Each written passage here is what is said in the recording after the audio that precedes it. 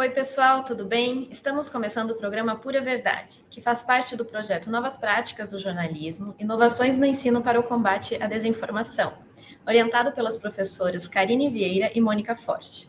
A cada edição, vamos entrevistar jornalistas ou pesquisadores que estejam atuando no combate à desinformação. Eu sou a Nicole Tessen, falando agora de Marechal Rondon, Paraná, e sou aluna de jornalismo do Centro Universitário Internacional Uninter. A gente busca, então, trazer diálogos sobre as práticas desenvolvidas nesse processo e a compreensão do contexto atual, trabalho jornalístico e tudo aquilo que ronda o jornalismo em nosso país. Meu nome é Bruno Cidadão, eu falo de Unai, Minas Gerais, e eu também sou aluno de jornalismo da Uninter. Neste programa, nós vamos conversar com o jornalista Bernardo Barbosa, que é editor assistente do UOL Confere. Antes, ele foi editor de conteúdo digital na CNN Brasil, repórter do Aos Fatos e checador no projeto Comprova, representando ali o UOL, onde também foi repórter de política. Oi, Bernardo, tudo bem? Obrigada por aceitar o nosso convite. Oi, gente. Bom, Nicole, Bernardo. Bruno, desculpa interromper vocês aí. Boa noite para vocês. Obrigado pelo convite. É muito bom ter você aqui. Vamos começar então, Bernardo? Você, como é que foi sua trajetória no jornalismo? Conta um pouco para a gente de como é que você se apaixonou pela profissão. Isso foi acontecendo aos poucos, assim, né? Quando eu estava na faculdade, igual vocês, eu entrei sem saber muito bem o que eu queria, mas à medida que eu fui avançando, assim, tanto no curso de jornalismo quanto nos estágios, né? Fui me envolvendo com a profissão e gostando cada vez mais, né? Eu estudei no Rio de Janeiro, na UERJ, né, na Universidade Estadual do Rio, entre 2006 e 2009, já faz um tempinho já. E fiz alguns estágios nessa época em televisão, em redação de agência de notícias, e fiz depois o trainee do Estadão, né, o curso Focas, né, que é bem conhecido. E dali foi realmente que as coisas começaram a andar um pouco mais, assim, fui trabalhar no Globo logo depois, lá no Rio. Fiquei 3 anos lá, trabalhei com redes sociais, trabalhei na Internacional do Globo também. Aí teve um período que eu saí um pouco de redação, fui trabalhar na Globosat com redes sociais, coisa bem diferente, assim, na pegada mais de marketing mesmo. Voltei para a redação e aí fui para o UOL, né, em São Paulo já. Aí fiquei 4 anos, mais ou menos, nessa primeira passagem pelo UOL. Entrei como redator e aí, com o tempo, eu fui começando a fazer reportagens e tal, principalmente de política, né? Cobri um pouco aí da Lava Jato, cobri a campanha eleitoral de 2018, cobri a campanha do Haddad, principalmente. Cobri toda a saga dos processos envolvendo o ex-presidente Lula, a prisão dele, a soltura dele. E aí, no final dessa passagem pelo UOL, comecei a me envolver com checagem, né? Por causa do projeto Comprova, né? O UOL faz parte do projeto Comprova. É uma das redações que fazem parte do projeto, precisavam de um checador para o projeto, e aí eu comecei a trabalhar com checagem, com combate à desinformação, né? Aí, pouco depois, eu acabei saindo do UOL, fui trabalhar na CNN como editor lá do digital. Fiquei 7 meses lá, mais ou menos. Aí voltei a trabalhar com checagem no Aos Fatos, né, que foi uma experiência super legal também, cobrindo eleições do Rio, enfim, depois eu permaneci mais um tempo lá. E aí, desde maio, eu tô de volta ao UOL, aí, tocando o UOL Confere. E aí, é isso aí. Legal. E como é que é a sua experiência, assim, trabalhando com checagem de fatos? Olha, eu acho um trabalho bastante interessante, e eu acho que é um trabalho que, enfim, ele está, como eu acho que como jornalismo de forma geral, né, ele está em transformação sempre, né? Se a gente pegar só esse intervalo aí, talvez de 2 anos aí que eu estou acompanhando isso, a gente pode até voltar um pouquinho mais no tempo, né? Se a gente pegar quando as primeiras iniciativas de checagem apareceram no Brasil, vou falar pelo menos do Aos Fatos e da Lupa, que eu sei que as duas acho que são de 2015, talvez tenha até algumas um pouco anteriores, acho que o Boatos.org é anterior, por exemplo. Mas o tipo de desinformação foi mudando, a sofisticação um pouco do conteúdo, né, foi mudando também, deixou de ser uma coisa, às vezes, só de correntes, assim, com promessas, vamos dizer, de medicamentos milagrosos, esse tipo de coisa, coisas que eram quase memes, né? Para uma coisa muito mais focada na política mesmo, às vezes uma coisa que a gente vê que tem um esforço coordenado, né, para espalhar desinformação, né, e principalmente por meio das redes sociais, que enfim, não tem muito controle em relação a isso ainda. Então, é um trabalho bastante desafiador e que eu acho que, enfim, a gente pode até falar mais disso depois, mas que eu acho que nesse momento precisa ir um pouco além da checagem, né? A checagem é bastante importante, mas eu acho que a gente tem que já pensar em talvez explorar mais conteúdos explicativos sobre como a desinformação funciona, que tipo de linguagem é usada, justamente para que assim, as pessoas consigam sair um pouco da coisa mais pontual e entender mais como esse processo funciona, né? É que a desinformação ela não é uma coisa nova, assim, né? É uma coisa que já existe há muito tempo, desde sempre. Mas o que faz com que hoje ela se prolifere de forma tão rápida assim? O que você acha que influencia nisso? Principalmente a internet acessível e com conexão, né, de boa qualidade no geral, assim, isso é acessível para muita gente, o que é ótimo, né? Claro, né, tem que deixar isso claro, né? Isso faz parte do acesso à informação para um número muito maior de pessoas. Mas quando você inclui nisso as redes sociais, né? Isso ganha uma outra proporção, né? Óbvio, as redes também têm um lado muito positivo, né? Acho que isso também já é bastante claro para a gente, que já, enfim, as redes já estão aí há pelo menos 10 anos aí, né, mais consolidadas, né? E só que isso mudou tudo, né? A forma como a desinformação, como você disse, né? Ela existe desde sempre, né? Ela era feita de outras formas, circulava de outras formas. Só que agora você tem uma dinâmica diferente que você pode. Qualquer pessoa pode produzir conteúdo, bom ou ruim, né, de boa qualidade ou má qualidade, conteúdo correto ou não. Qualquer pessoa pode articular uma rede em torno de algum assunto e pode fazer daquilo, enfim, trabalhar aquilo da forma como achar melhor, né? E quando você coloca poder político e dinheiro junto com isso, enfim, os resultados podem ser mais contundentes, né? Então, eu acho que a mudança passa basicamente pela tecnologia e pela forma como, enfim, como esse instrumento tem sido usado, né? Bernardo, e até que ponto você considera ou acredita que a desinformação ela pode ser compreendida como uma estratégia de poder? Você chegou a manifestar aí sobre, né, o poder político, o poder econômico, e como é que você vê essa coisa da desinformação como uma estratégia de poder? Olha, eu acho que nos últimos anos o uso da desinformação como estratégia de poder tem ficado bem claro, né? Não só aqui no Brasil, no governo Bolsonaro, mas em outros países também, né? A gente, assim, é bom também deixar claro que isso não é exclusividade de um campo político só, mas a gente vê que existe uma recorrência maior a esse tipo de estratégia, né? Principalmente por quem está nos governos, né? E principalmente por um lado que recorre mais a isso para mobilizar os seus eleitores, né? Então, a gente vê que a desinformação, na verdade, ela é um instrumento que ela aproveita muitas vezes crenças já pré-existentes, né, ou medos pré-existentes das pessoas, né, preconceitos pré-existentes, para mobilizar certos grupos, né, e fazer com que aqueles grupos que mesmo quando não sejam majoritários, eles tenham um volume muito grande no debate público. Né? A desinformação ela vem sendo usada como uma forma de disputar o debate público. Né? A gente tem visto isso, por exemplo, agora, mais recentemente, quando o presidente fala de fraude eleitoral, né, que a gente sabe que não existe registro disso, desde o começo, desde que as urnas eletrônicas passaram a ser usadas no Brasil, né? Mas o poder que ele tem, né, como presidente, né, de falar sobre isso e receber atenção por causa disso, é uma coisa que influencia o debate público, né?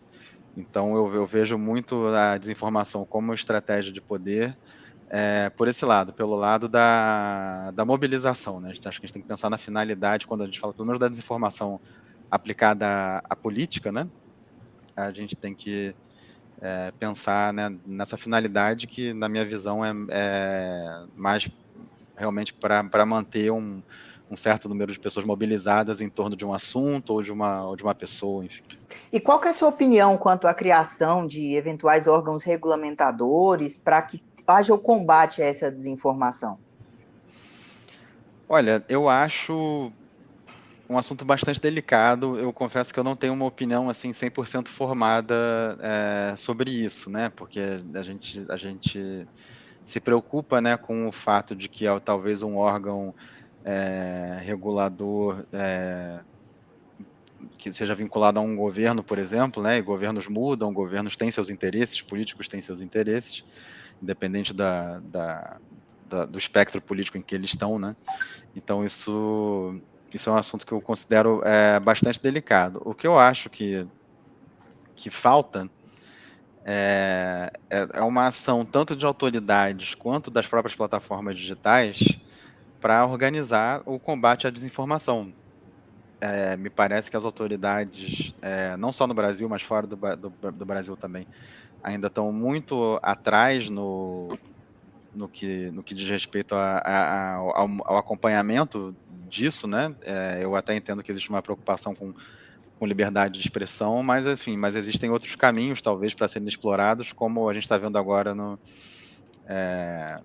nas recentes investigações aí que o TSE e o STF têm conduzido, né? Tem todo um debate sobre a legalidade, né, dessas investigações, mas enfim, isso eu acho que isso é renderia um outro programa só sobre isso.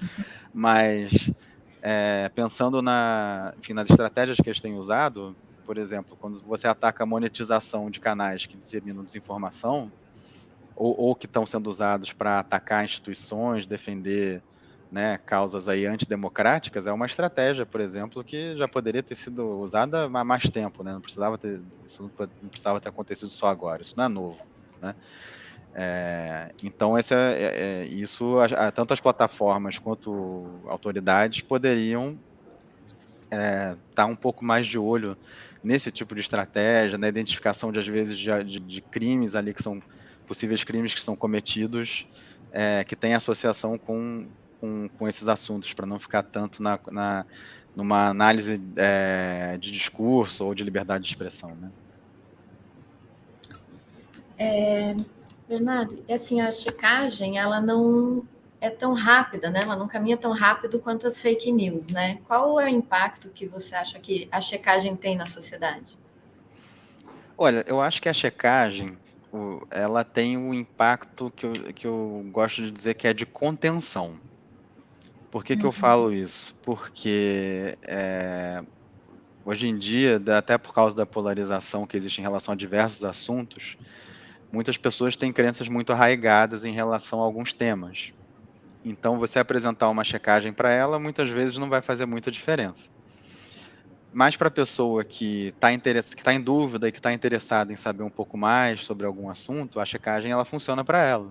Ou então, às vezes, para você, enfim, você vê uma checagem, passa para alguém que você conhece, um amigo, alguém da sua família, que às vezes te pergunta alguma coisa, né? Ou que a pessoa às vezes não tem tanto conhecimento sobre algum assunto, mas você sabe que se você passar um conteúdo, né, checado para ela pode se interessar e ler, né? Então, assim, e além disso, tem essa dificuldade, né, como você mencionou na pergunta, né, da velocidade, né, da checagem frente à desinformação, né? E isso é um problema realmente. Eu acho que nesse ponto é um pouco difícil de resolver mesmo. A gente não tem, até pelo rigor que o trabalho exige, né? A gente não tem como ser tão rápido quanto a desinformação, né? Para a mentira, você basta inventar qualquer coisa e postar, né? Enfim, você pode pensar num conteúdo que vai ser apelativo, né? Para um grupo de pessoas, né, e fazer isso dessa forma para que aquilo se espalhe muito rapidamente, né, repetindo aquilo muitas vezes, né, e a checagem ela exige um rigor que não permite tanta velocidade, né, e a checagem a gente sabe que ela dificilmente vai atingir as mesmas pessoas que receberam aquele conteúdo desinformativo, né? Por isso também que eu falo que eu acho que ela é um trabalho, a checagem acaba sendo um trabalho de contenção, né? Ela é um trabalho que acho que tem que ser feito, mas que existe muito mais para conter uma disseminação posterior da desinformação que já existe, né?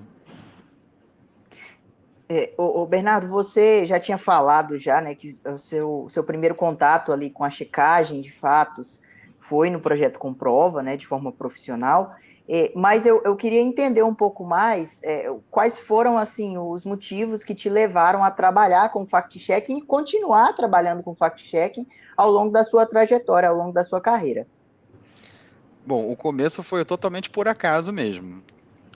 Eu era repórter de política no UOL, e precisavam de alguém para, né, ocupar esse espaço lá do Comprova na redação, né? Tem um checador do Comprova fixo, né?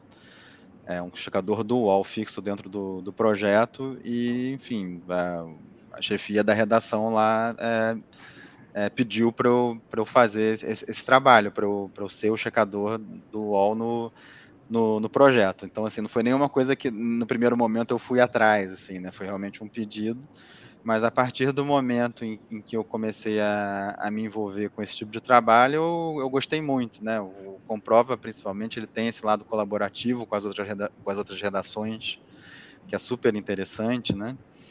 E, enfim, e foi uma forma de eu começar a ver, assim, quais são os assuntos, né, que aparecem na desinformação, né? Como esse tipo de conteúdo se comporta, como isso é explorado, enfim, por quais atores isso é explorado. Então isso tudo foi me interessando, né? Foi me motivando a me envolver mais com esse tipo de assunto, né? Enfim, aí depois que eu saí do UOL, tive esse período que eu não trabalhei com checagem com fact-checking na CNN. E aí, quando eu saí de lá, eu fui, enfim, eu fui para os fatos justamente porque eu já estava interessado, né, em retomar esse tipo de trabalho.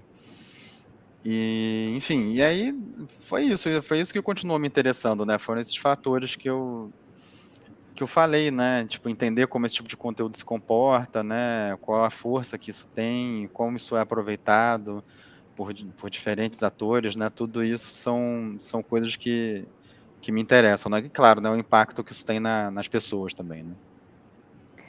Ainda nessa seara do fact-checking, né, debates têm surgido com a preocupação de quem checa as agências de checagem, né, algumas críticas às metodologias que são utilizadas, às etiquetas, e também sobre a transparência dos processos de apuração que as agências desenvolvem. Qual que é a sua opinião sobre isso?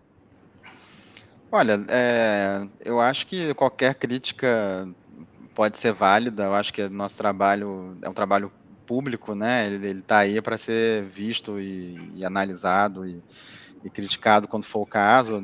A gente não é imune a erros, a gente erra também e procura ter a melhor conduta possível em casos de erros, né? Enfim, ser transparente em relação a isso. No caso do UOL Confere e no caso de até onde eu sei, as outras agências de checagem que existem no Brasil, em outros países, todas têm uma metodologia pública, uma metodologia clara de como as checagens são feitas, como os conteúdos são escolhidos e analisados, né? E também a gente tem também, como as outras também tem, uma política de erros pública também, né? A gente tem escrito ali como a gente age nessas situações, como procurar a gente, enfim, e o que a gente faz a partir do momento que um aviso de erro chega para a gente. Esse é um ponto. Inclusive, só para complementar, esses parâmetros todos, no nosso caso, no caso da maioria das outras também, são baseados no código de conduta da IFCN, que é a União de Checadores, né, um órgão internacional aí de jornalistas, né, de veículos de checagem. Né, a gente segue esses parâmetros, apesar de a gente não estar afiliado ainda a essa associação, no caso do UOL, mas a gente já segue esses parâmetros, né? É uma coisa que a gente, inclusive, pretende fazer no futuro próximo. Então, esse é um ponto. Queria deixar claro que existe metodologia, e isso é público, né? E claro que isso está livre para ser questionado, a gente reavalia isso o tempo todo também com o intuito de melhorar.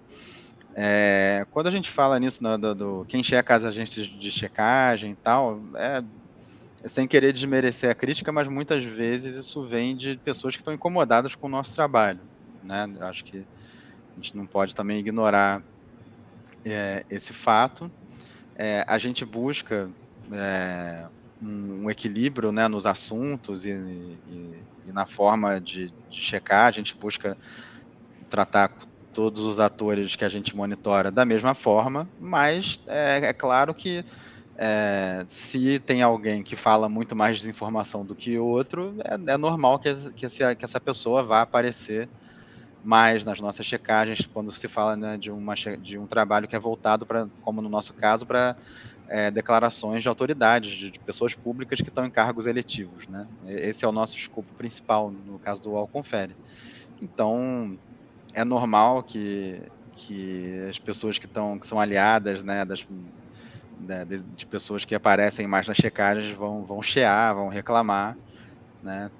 Mas quanto a isso, eu acho, enfim, eu acho que é uma coisa normal, assim, não é uma coisa que eu acho necessariamente problemática, não. Acho que faz parte do nosso trabalho também receber esse alvo desse tipo de crítica, mas é claro que a gente tem que dosar e entender de onde que vem e qual que é a finalidade dessa crítica, muitas vezes.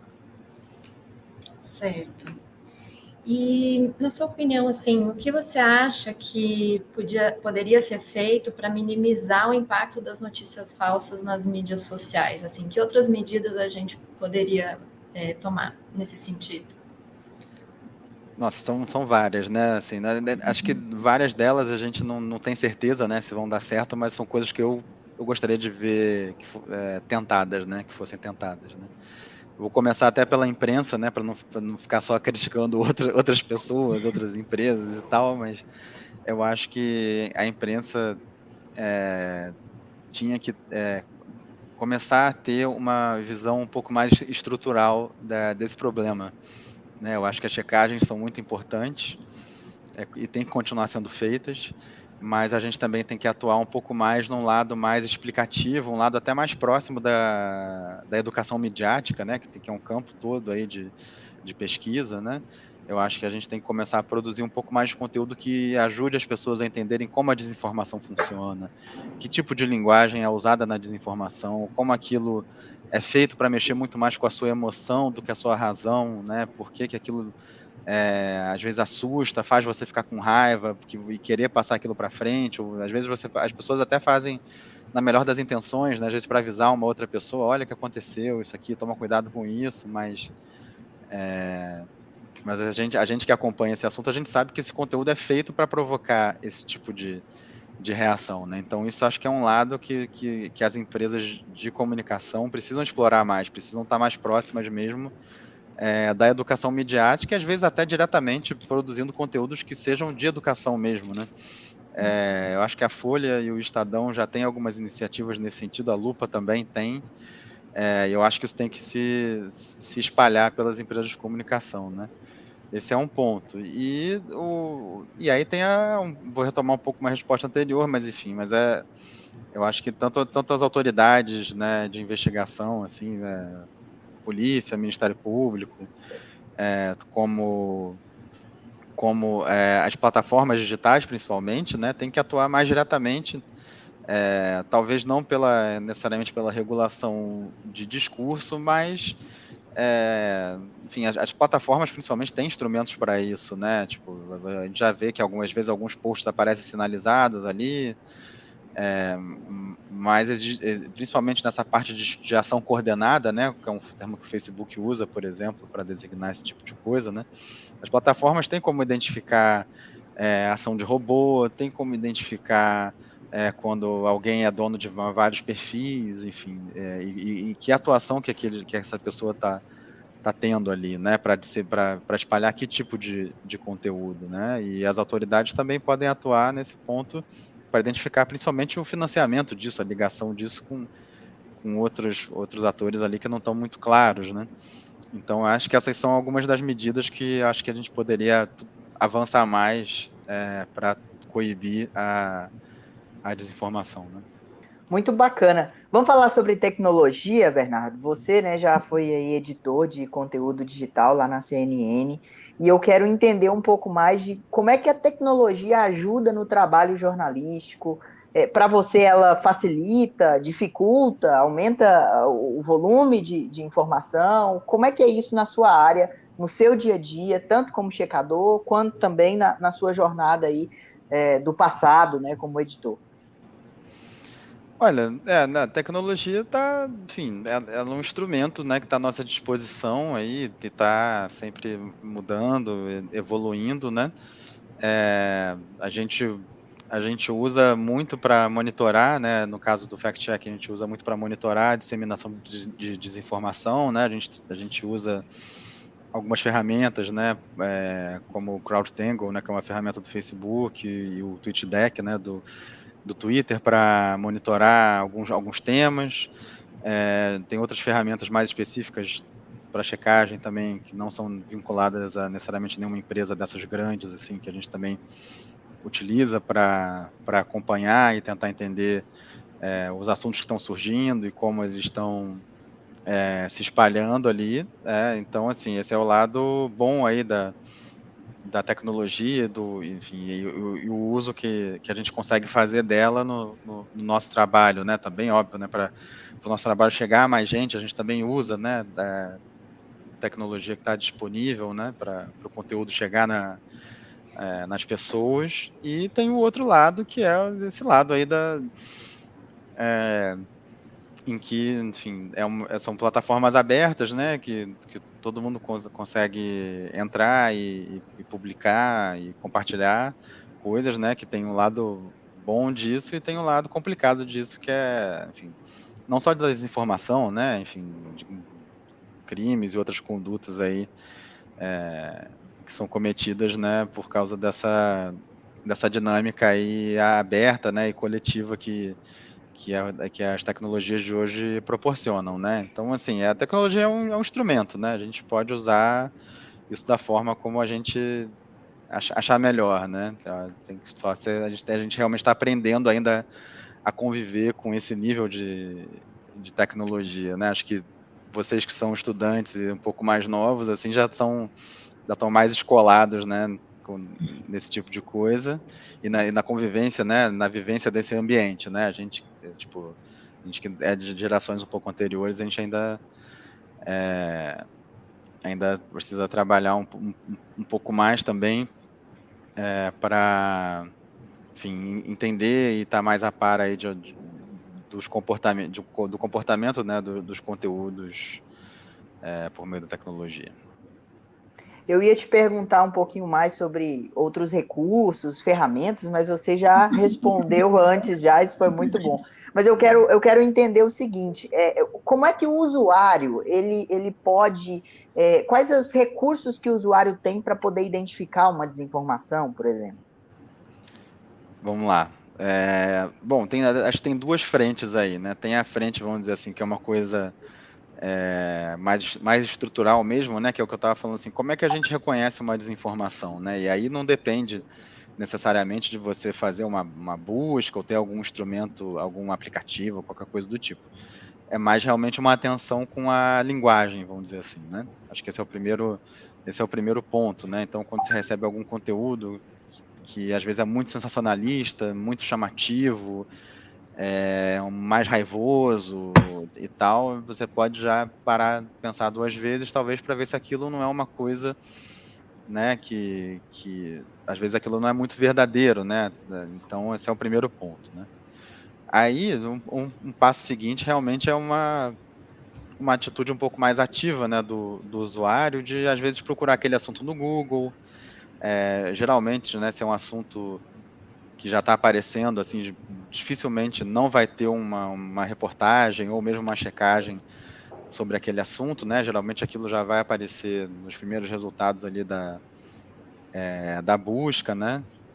No caso de imagens, né? Se você recebe uma foto, alguma coisa assim, às vezes você pode usar também o Google para fazer a busca por imagem, né? O Google tem uma ferramenta de busca reversa, né? que é bem interessante. Então, assim, isso é o principal, assim, acho que quando você recebe alguma coisa numa mensagem de WhatsApp, alguma coisa assim, eu acho que esses são os passos que você pode tomar, né? Primeiro vai ficar atento à forma daquilo, né? Como aquilo chegou para você, como aquilo é dito. Você pode, às vezes, até questionar a pessoa, não, mas de onde veio isso? Como é que você recebeu aquilo, né? Tipo, às vezes a pessoa nem vai saber te explicar como aquilo chegou para ela, né? E, e o segundo passo é isso, é fazer fazer uma busca na internet mesmo. Muitas vezes isso vai ser o suficiente para você saber se aquilo é verdadeiro ou não. E se nada disso for suficiente, pode mandar um e-mail para o Alconfere, alconfere@uol.com.br, que a gente dá uma olhada e, na medida do possível, a gente responde ou publica uma checagem. Enfim, todas as outras agências de checagem também têm canais para falar com o público, né? Tem e-mail, tem WhatsApp, então é importante também conhecer esses canais para que, enfim, em caso de dúvida, existem aí veículos que podem ajudar. Então, Bernardo, a gente está com uma pergunta aqui da professora Karine. Ela gostaria de saber que tipo de notícia enganosa mais circula nas agências, se é sobre política, se é sobre Covid, o que você mais vê por lá? Olha, essa pergunta é um pouco difícil de responder, porque assim, antes de tudo, a gente tem que pensar assim, para onde a gente está olhando, né? Então, a gente pode olhar, a gente faz um monitoramento geralmente em cima de assuntos e de grupos ou páginas, né? Então, em cada assunto, em cada grupo ou página, às vezes podem circular diferentes tipos de desinformação, né? A gente tem priorizado, né, claro, né, por causa da pandemia, monitoramento de Covid, né?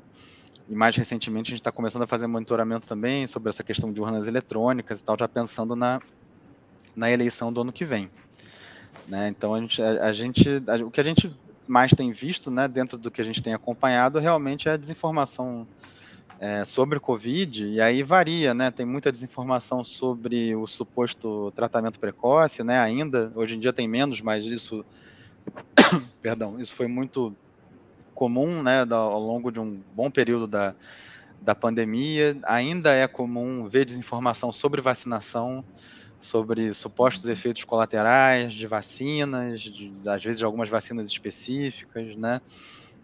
Isso ainda é muito comum, né? Então, sobre Covid, eu destacaria esses dois temas aí, mais recentemente, principalmente vacinas, né? Mas a gente vê também, assim, quando a gente vai para o lado da política, a gente vê, às vezes, deturpações, assim, de declarações de políticos, né? Tipo, às vezes alguém pega um vídeo de alguém, faz uma edição ali maliciosa, né? Para fazer parecer que aquela pessoa disse uma coisa que ela não disse, por exemplo, faz um corte ali e tal, ou tira de contexto uma imagem de uma pessoa e diz que ela estava em outra situação. Então, são tipos de coisa que a gente costuma ver com alguma frequência. Certo. E em relação à formação, assim, né? Você acha que o fact-checking vai vir a ser uma matéria a ser ministrada nos cursos de jornalismo, ou que deveria ser? Então, eu acho que poderia ser, sim, acho que deveria ser, né? Eu não sei realmente qual é o modelo, assim, porque como eu não sou da academia, eu até né, eu não sei exatamente qual que seria o melhor modelo para encaixar a aprendizagem, né, sobre checagem numa grade curricular, né? Se seria uma disciplina separada ou, enfim, uma coisa pontual dentro de alguma disciplina, né? E ela tem, enfim, isso tem dois lados aí, vamos dizer, tem um lado mais teórico, né, que é esse lado da linguagem e do comportamento do conteúdo, né, como aquilo funciona, né, e o lado mais prático, que é a investigação mesmo, né, que aí, enfim, tem todo um aprendizado aí sobre as ferramentas que são usadas, como você usa a palavra-chave para buscar encontrar esses conteúdos, né, como você consegue identificar ali quem são os principais atores ali que estão falando sobre um determinado assunto, disseminando desinformação sobre aquele assunto, né? Mas assim, eu acho realmente que seria muito positivo que as universidades, né, que os cursos de jornalismo começassem trazer isso um pouco mais para as grades curriculares. Acho que seria bastante importante, mas eu diria até que é mais importante treinar a habilidade de reconhecer a desinformação mais até do que a da investigação, porque as técnicas de investigação vão mudando, né? De acordo com as tecnologias que vão aparecendo, né? Tipo, hoje, por exemplo, dá só um exemplo, enfim, simples até, tipo o TikTok, que é uma coisa relativamente recente, né? A gente ainda não tem muito claro assim como trabalhar ali a investigação ali dentro, né? Como encontrar os conteúdos ali dentro. Mas a partir do momento que você encontra, é interessante saber como reconhecer esses conteúdos ali, né? E isso é uma habilidade que eu acho que ela independe da plataforma, né? Por enquanto, né? Então acho que esse lado é bastante importante.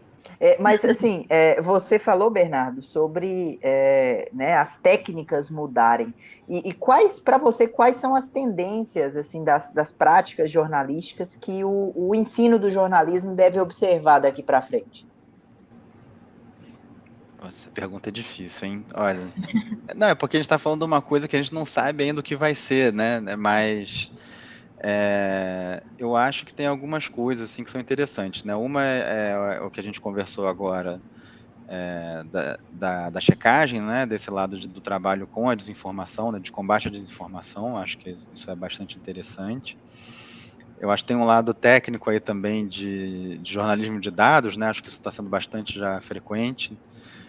Eu acho que a gente, como jornalista, vai ter que estar cada vez mais próximo do uso de tecnologia, talvez vai ter que aprender um pouco de programação, para saber lidar com bases de dados cada vez maiores e mais complexas e saber extrair notícias dali, né?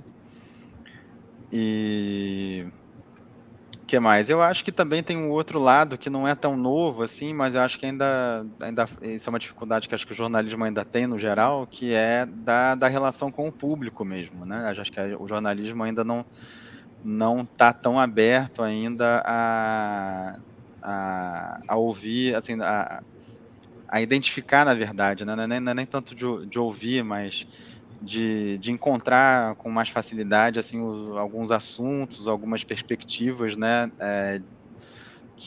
Que no ambiente digital são mais múltiplas, assim, né? Então eu acho que a gente tem que ser um pouco mais aberto para fazer um jornalismo que seja mais próximo das pessoas, né? Não quer dizer que a gente vai fazer qualquer coisa só porque tem audiência, né? Não é isso, né? Mas eu acho que tem que ter um equilíbrio maior entre assim, a nossa especialidade, que é justamente conseguir identificar o que é importante e como comunicar isso para as pessoas, né?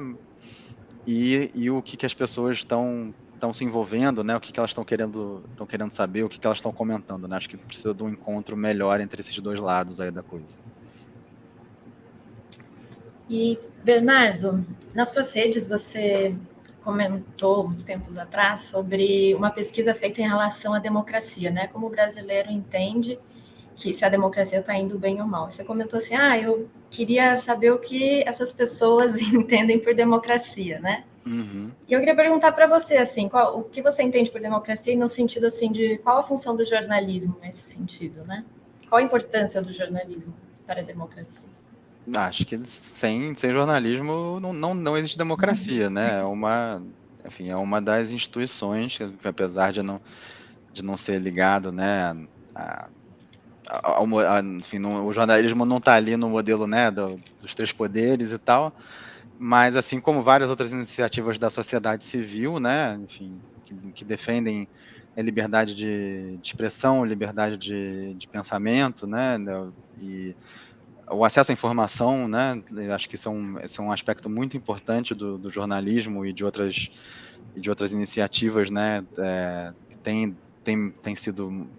atuado muito nesse ponto, né, do acesso à informação junto a governos, principalmente, né? Então, acho que, assim, o jornalismo é essencial para a democracia. Eu acho que isso já está bastante consolidado, né? Acho que, por mais que alguns grupos vejam isso de uma forma um pouco diferente, né? Alguns grupos um pouco mais autoritários, talvez, né? Que não gostam muito do contraditório. Enfim, mas o nosso papel é esse, né? Assim, acho que uma democracia em que você não possa contradizer e confrontar e investigar, né, pessoas que estão no poder, enfim, não necessariamente até em governos, né, mas a gente pode falar aí também de empresas, enfim. Se uma sociedade em que isso não possa ser feito, ela não vai ser democrática, né? Então o jornalismo tem esse papel. Bom, pessoal, então estamos chegando ao fim da nossa conversa com o Bernardo, mas para finalizar, antes de finalizar, no caso, a gente gostaria de fazer uma pergunta: o que é jornalismo para você? Nossa, muita coisa, né? Eu acho que o jornalismo, enfim, para retomar um pouco aí do que a gente estava falando, o jornalismo, ele é um dos pilares da democracia, né? De qualquer sociedade que queira ser democrática, né? Acho que é um instrumento muito poderoso, né, da população para ser ouvida, né, e se informar, né, principalmente, né. E o jornalismo é a nossa profissão, né. É o que a gente gosta de fazer, enfim, tem um lado, vamos dizer, pessoal disso aí também, que é o que faz a gente levantar aí todo dia para trabalhar, né? A vontade de participar disso tudo, né? De ter uma atividade que realmente faça um pouquinho de diferença, às vezes, aí no dia a dia das pessoas, né? Certo. Bernardo, muito bom ter essa conversa com você. Te agradeço pelo seu tempo, pela sua disponibilidade. E nós fechamos aqui hoje a nossa segunda edição do Apura Verdade. O programa vai estar disponível no Spotify e no YouTube. Você pode nos acompanhar pelas redes no Instagram, Facebook e Twitter. Tchau e até a próxima!